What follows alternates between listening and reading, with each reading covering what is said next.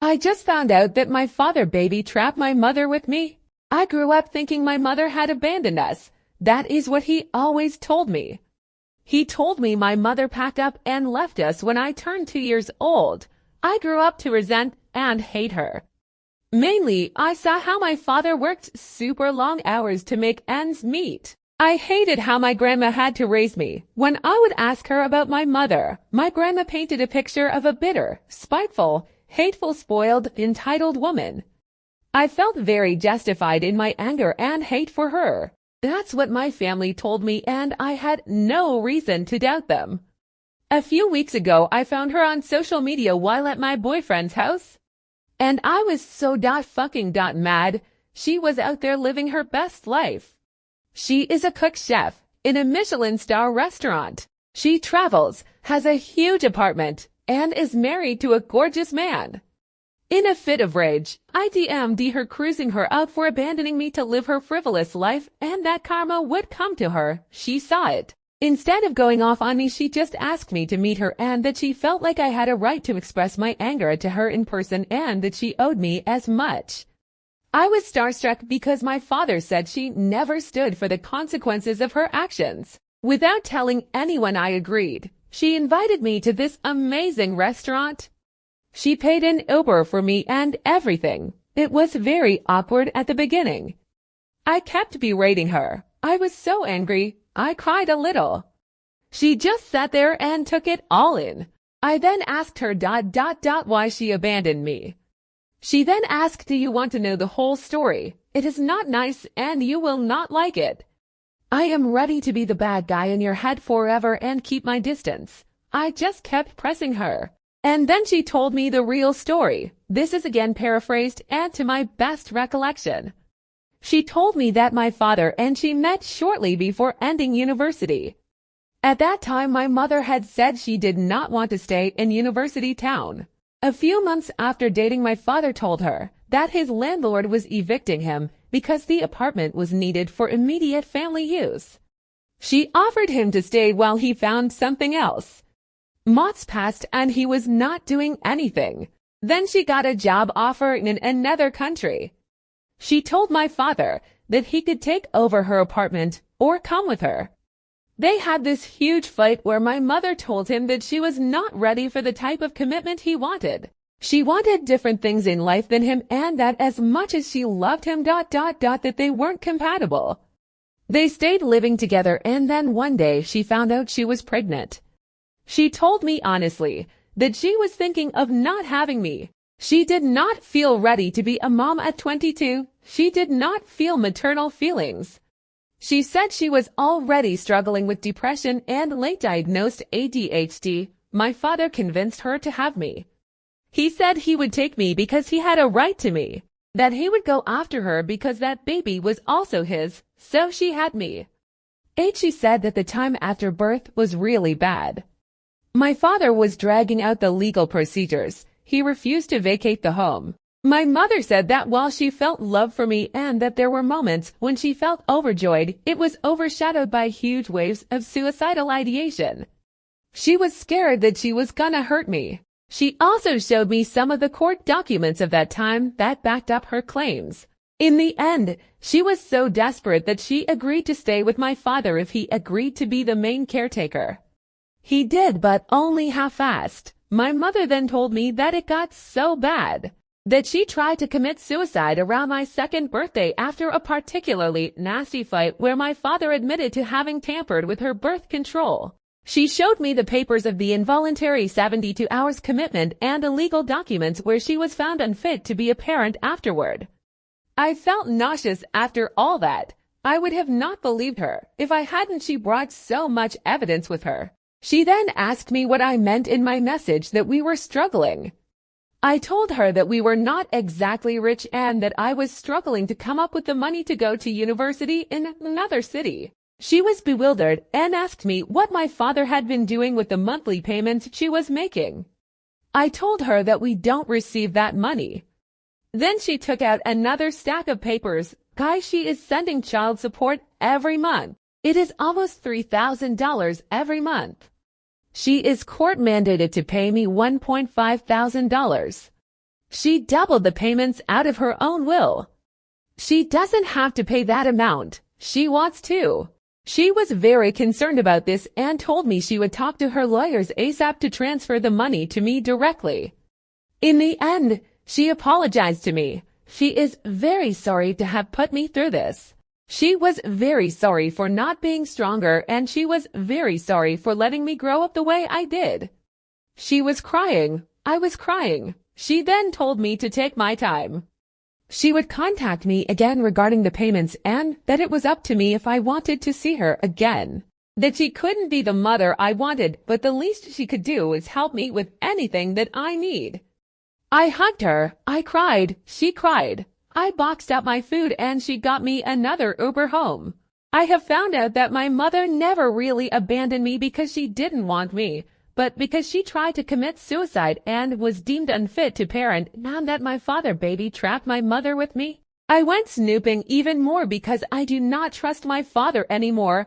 I found records of domestic abuse perpetrated by my father toward my mother. He was charged but never ended up going to jail or did a very reduced sentence.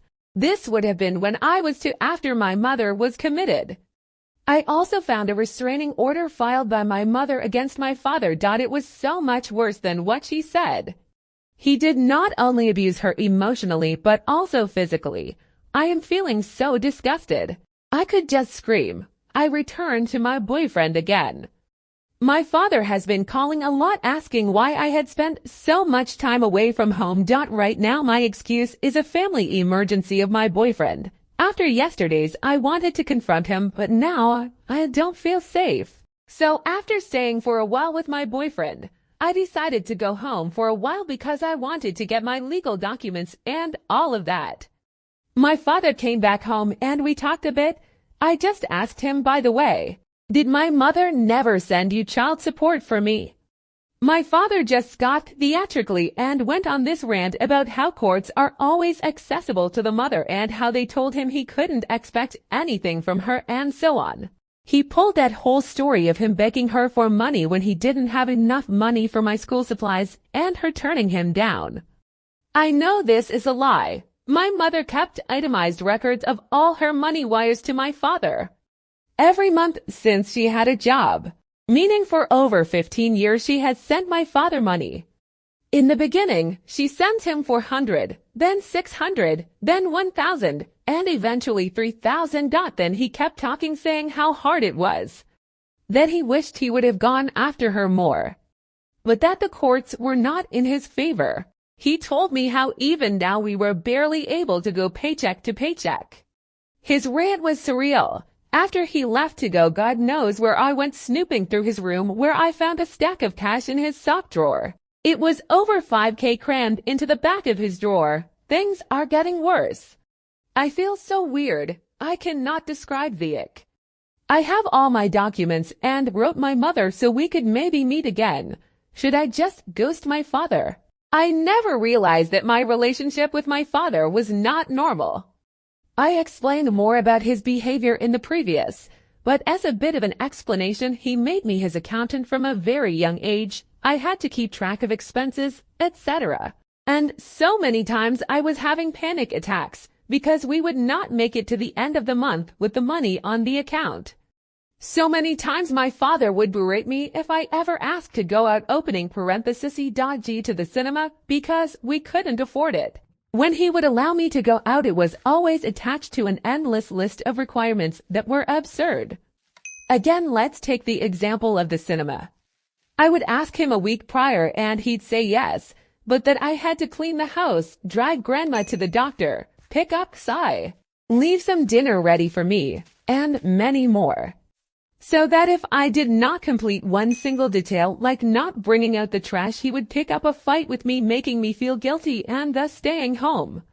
He would constantly make me feel worthless, saying I would not survive in uni, that I was not talented to do this, that I was not good enough to do that. He is extremely reactive. One time in the car, I teased him that I would be for the other football soccer team tonight, and he kicked me out of the car, making me walk home alone. There are so many more examples. I thought it was merely my fault, or that other dad were also like this. But suffice to say, it is not normal. What happened now? I did in fact contact my mother after finding all this out. I confronted her with the newfound information. She admitted that it was quite bad and she did fear for her life.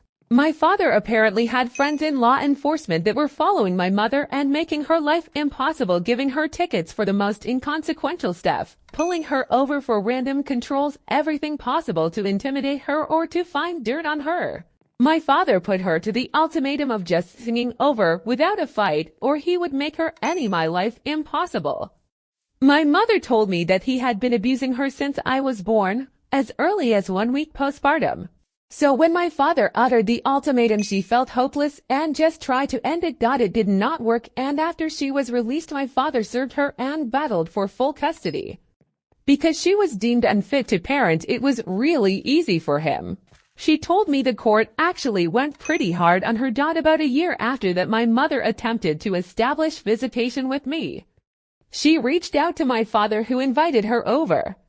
He told her that she could be in my life if she agreed to be together with him again. My mother told him no, and then a fight ensued. That was the night he assaulted her.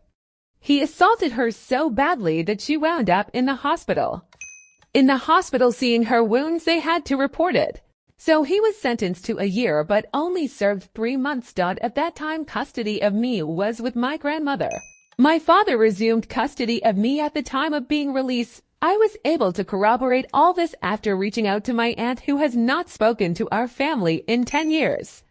My aunt Mia basically documented my mother's abuse. She took pictures of her bruises and recordings of my father screaming and threatening her.